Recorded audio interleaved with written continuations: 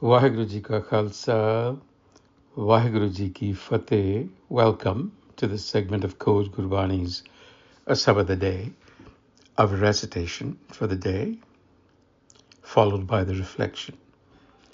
Dhanasari Mahalla Panjava, Kitai Prakar na Tutau Preet, Das tere ki nirmal reet, Rahao. Kitai Prakar na Tutau. In no way, Kitai Prakar, can this bond of love, preet, ever be broken. Na Tutau. Das tere ki nirmal reet. This is the pure way of your servant. So the question becomes, who is the Das? So the Das is obviously not some social subordinate or a social class of servants, but in fact, this is the archetype of consciousness that is aligned with the Gur.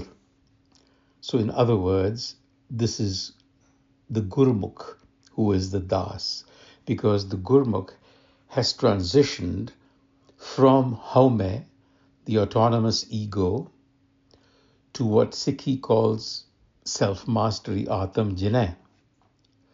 So the Gurmukh is the Atam Jin.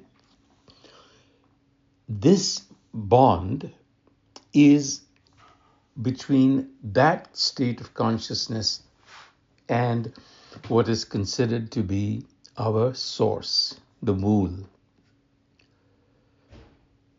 So when passions are understood and not repressed, which is what the ego is, and the mind comes to rest in its own true nature, Nirmal Reet arises from that.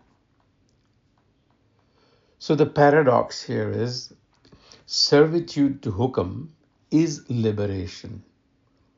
When you stop resisting reality with ego demands, when you flow with the natural pattern rather than fighting it, love becomes your mode of being. Not something you do, but who you are. The next verse.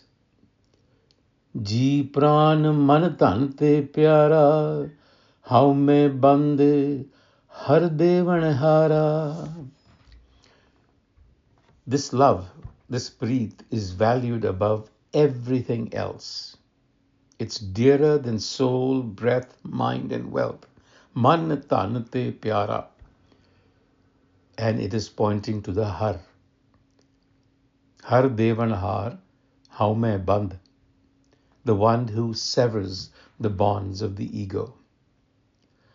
So recognizing your source matters more than survival itself, more than psychological comfort, more than accumulated possessions, more than anything else. So this verse is establishing what your existential priority should be. It's not some sentiment, it's a recognition of who you really are. So love is the Nirmal Reet. And in conclusion, Charan Kamal Syo Lago Neho, Nanak Ki Benanti Eho. Charan Kamal. May my love remain attached to the lotus feet. This is Nanak's prayer. So we have to understand what this statement means. Lotus feet, as we have said earlier, it's not somebody's physical feet, nor some location. Again, it is a quality of consciousness. It is a consciousness that has become like the kamal, blossomed. So that is the consciousness that results. It's a consciousness quality that comes when the ego is killed. And so Nanak is asking for the Charan Kamal. So the ground of where you are standing is the Charan Kamal.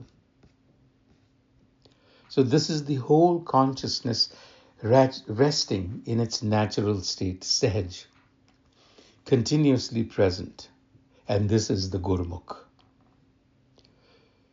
So in the Rahao, the Guru said the love cannot be broken. Why? Because it was never created in the first place. It was always there. It was simply obscured by the ego. You couldn't see it. So that bond is always there. And then ji pran man tan te pyara. It is dearer than anything. And may this connection remain continuous. Vaheguru Ji ka Khalsa, Vaheguru Ji ki Fateh.